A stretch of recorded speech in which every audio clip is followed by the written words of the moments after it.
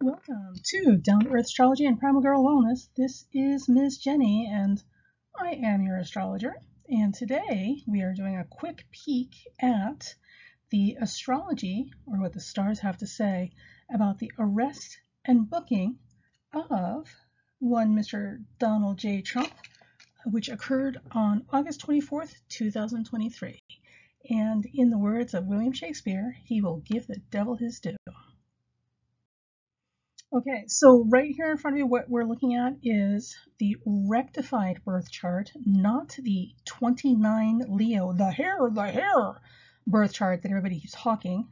Sorry, this real, oh my gosh, it's a burn in my saddle. And also the booking chart, the time and date of the booking in Fulton County, Georgia, at the Fulton County Jail, which occurred on August 24th, 2023. Now, I was watching this live. And it appears that his cavalcade, his motorcade arrived, and one of the cars that he was in pulled in underneath the awning, and giving a minute for them to stop and kind of get situated and open the door and let him out. I imagine he's not leaping out of the car to go get booked and arraigned. We set that up for 7:39 p.m. Now, if you want to use the time when it was announced that his mugshot was officially taken, that would be 7:53.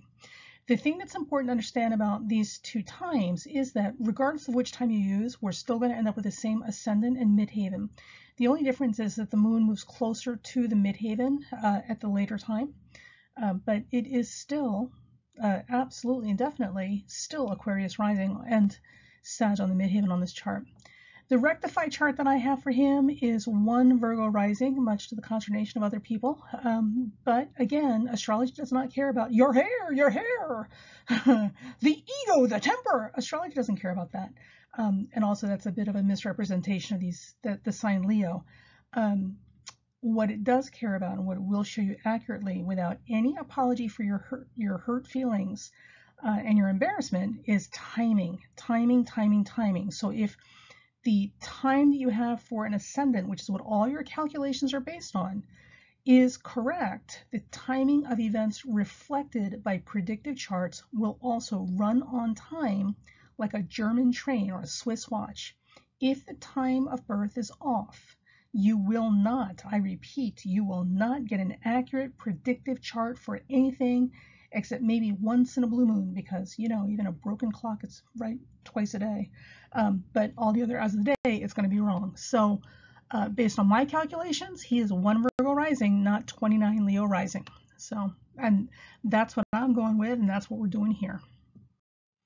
Now, some things that I want to draw your attention to in this chart, because I just thought this was freaking amazing, right? Astrology gives us a map and symbols, right? So it's a mirror of what's happening, you know, in the earth plane or in the physical form. Now, one of the things that we're going to notice about this booking chart is the transiting sun was conjunct the one Virgo rising ascendant that I have assigned to him.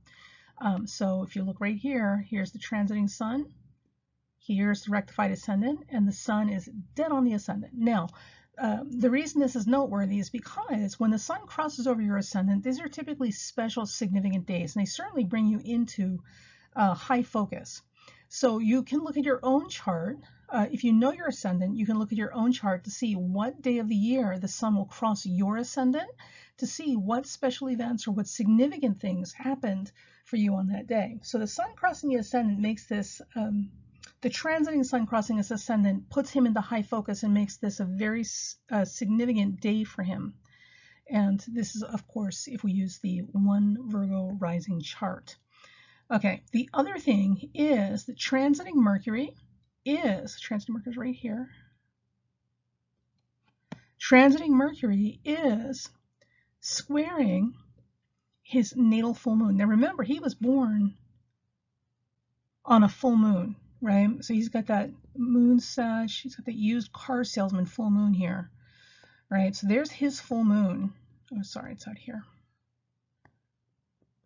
There's his full moon, right? And transiting Mercury right here sets up a T-square to that full moon. So this absolutely puts him in a position where everything is coming into sharp focus and or commanding his attention, which, considering he's got the reputed attention span of a fly,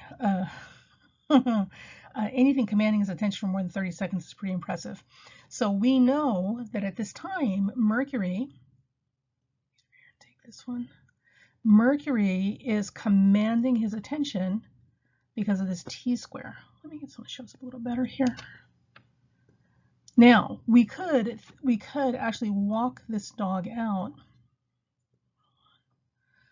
and look at the rulerships of Mercury in the chart to see what that thing commanding his attention might be, right? There we go, that's better.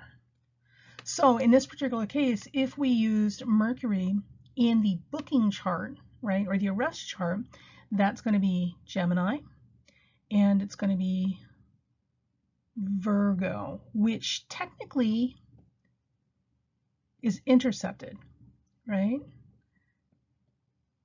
So we're looking at the 4th house, and we're looking at the 7th. So the things that should be commanding his attention and really bringing the sharp relief and focus are going to be, if we use the booking chart, are going to be things specific to open enemies, because that's the 7th house, as well as the end of the matter, because that is the 4th house. That's Gemini right down there. So this could literally indicate or suggest or symbolize the literal end of the matter and involving legal things, and more specifically open enemies. Ooh, well then, now that gets interesting. There's more in this chart, or in these chart comparisons, than meets the eye, and don't for a second think that the open enemies are these supposed Democrats or whatever, you know, they're naming the out group is right now. There's a whole lot of people around him that do not support him in spite of what they say with their mouths. Remember, it's not what you think you are, it's what you do that tells the story. So let's move on to the next thing. And I got to tell you, like the chart we just looked at, which is the transit chart and the natal chart, it really didn't give us anything specific, or certainly didn't warn us of anything quite so harrowing as being booked and arrested and being publicly disgraced, you know, on a global level. But, and this was fantastic, remember, we did videos about the asteroid Icarus, and Icarus in mythology is about Daedalus and Icarus, an architect and his son, who made wax wings to try and escape the labyrinth of the Minotaur. And in the process of flying over out of the labyrinth and over the coast, Icarus became extremely ambitious and decided he wanted to fly to the sun to join the gods. Icarus was immortal. He was not invited, nor did he have merit to go to the heavens to join the gods in their residence, you know, above. But Icarus, his ambition knew no bounds, and that's what we call hubris, when your ambition is completely out of control. So Icarus, against the protests of his father, flew up to the sun, and the closer he got to the sun, the more the wax on his wings started to melt, to the point that he no longer had wings to fly with, and Icarus fell to the ground, or fell from grace, to his death. So Icarus is absolutely the asteroid about hubris, uncontrolled ambition, and the consequences that we pay, the karmic penalties we pay for reaching too far, too fast, and well beyond what we've actually earned for ourselves, right? Just because you want it doesn't mean you get to have it. There are consequences in life. Now, when we did the other videos, we did this, it showed up in the wedding chart for Meghan Markle and Harry, and the Icarus was activated about, I think it was February, it's about the same time that everything started to go to hell in a handbasket for those two, and still continues, it's not getting any better for them. Excuse me. And there was another chart on Icarus we did as well that was worth looking into. The warning here, of course, is that uncontrolled ambition, hubris, arrogance, all of these things come with much, much higher penalties than other things in life. So in your own chart, you can look up the asteroid Icarus to see where it is and to see where it gets activated. Now, not everybody who has Icarus that activated by transits or anything like that is going to have such a horrible fall from grace. But I will warn you, if you are someone who has acted with tremendous amount of hubris or arrogance or uncontrolled ambition, and has tried to reach and strive and achieve and take things well beyond what you've actually earned, when Icarus gets activated, there's a very strong probability that you're going to have a fall from grace in the same level and magnitude of the hubris with which you're operating with. So that's something to keep in mind. Now, here's what's interesting about the chart. So the arrest and booking chart in Fulton County, Georgia for Trump, when we look at the chart, I love this. You ready? So the first thing is that we have his natal Icarus. His natal Icarus is on the ascendant. So his natal Icarus is coming front and center stage right now. Hubris, ambition, oh my gosh, arrogance, right there on full display. And that's absolutely what has become a pivot point in this particular symbolic moment. And look here, transiting Icarus is conjunct his moon. Remember, he's a full moon baby.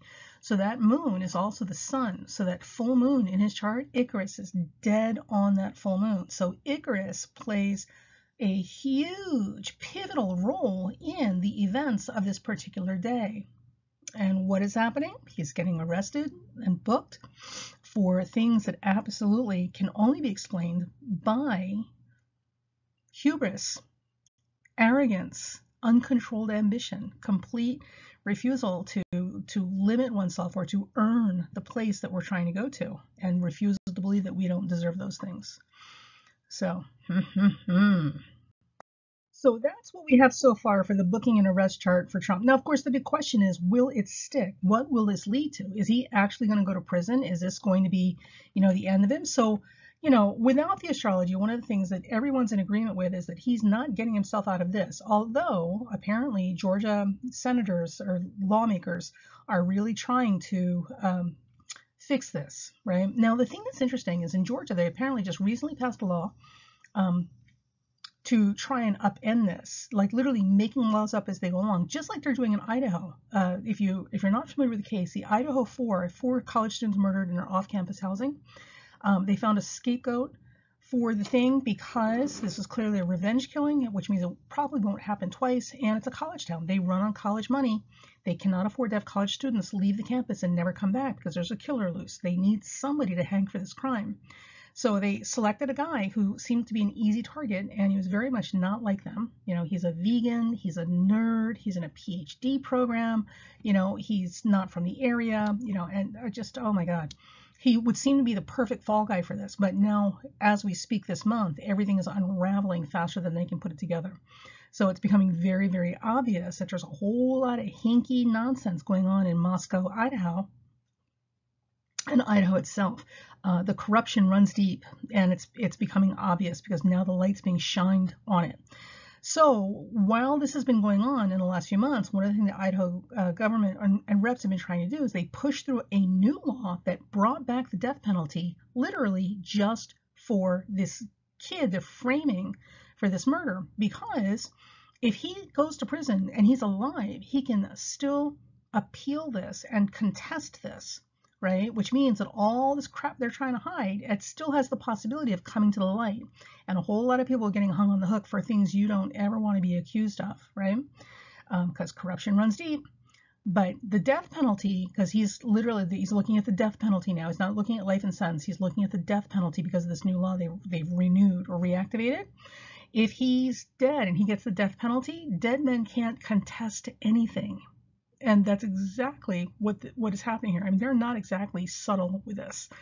So it's kind of the same thing happening in Georgia, this whole corrupt kind of game playing, right? So now what they're doing in Georgia, they've literally created a brand new law to give the local government the right and power to remove district attorneys and prosecutors if they don't approve of them, even if they're mid-trial.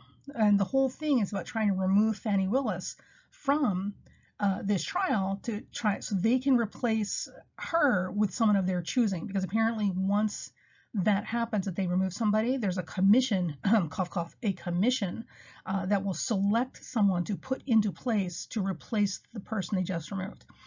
And of course, the commission is decided by, the political representatives. So it would be a nearly all Republican body that makes up the commission that would select the substitute for Fanny after they remove her, before the trial finishes or gets started. So this is what's going on in Georgia. So, there's a lot of questions about whether this is actually going to stick. Are we getting anywhere with this sort of stuff? So, but here's what I want to say, right?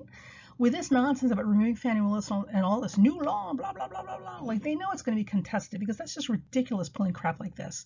But the other thing, too, is there's a whole lot of Republicans that do not like Trump. They do not like him. They do not approve of him. He's literally disgraced the Republican Party, and they know it. They don't want to be Democrats, but damn, this man has just oh my God, he's got to go. The problem is that they can't come out and say that because he's got a whole bunch of crazy wackadoodles following him, that are armed, ignorant, and angry, right? The whole Marjorie Taylor Greene, tribe. Jesus, dumber than a box of rocks with more ammunition than they got brain cells. Anyway, remember, these people, they may live in gated houses and they may have some security, but they've got to leave their house sometime. And they're just as, if not more scared of these wackadoodle armed Trump followers than we are. So, because they're more visible, right? And people are more reasonably mad at them. So what I'm thinking is what's probably happening right now is there's this big this big production in theater about trying to save Trump with this nonsense law they're trying to push through. So the thing about it is, it reminds me a lot, and listen, you might have a different opinion. We're definitely open to hearing it. It's kind of like the person who's making the big scene about saving you from drowning. Oh, wait, take my hand. I'll save you. I'll save you. And from a distance, it looks like he's actively trying to save your life. But while you're thrashing around the water trying to, grab his hand, he or she never actually extends the hand or the stick close enough to you to actually give you a chance to grab it to pull you out. So they're going through all the motions, and the visible public theater of trying to save your life. But the reality is, if you look a little closer, it's literally they're just going through the motions. They're doing everything they can to make it look like they're trying to save your life without actually giving you an opportunity to have your life saved. So I think that's what's going on in Georgia. I could be wrong, but we'll see. Okay, so these two charts are on the left side, the natal chart for Donald Trump, his transits and his progressions for the date of his arrest and arraignment. On the right side is the natal chart and his solar arc directions for May 25th. What was I thinking? I have to fix that. Anyway, I'm only putting this up here to show you. So later when I have more time and I can really get in and analyze this, because this is not a quickie kind of job here, we're going to look at the progressions and the solar arcs and the solar returns for his year ahead to see if he will end up in prison this year or maybe next. But that's going to take a little bit of time. So stay tuned if you're interested in that, and we'll get back to this when I have more time to really break these charts down. And that's it. So hope you guys are having a great day, and we'll see you soon. Remember to like, subscribe, or share, and leave comments. Tell me your thoughts. And that's it. Saturn in Pisces. Saturn in Pisces, not letting anybody off the damn hook.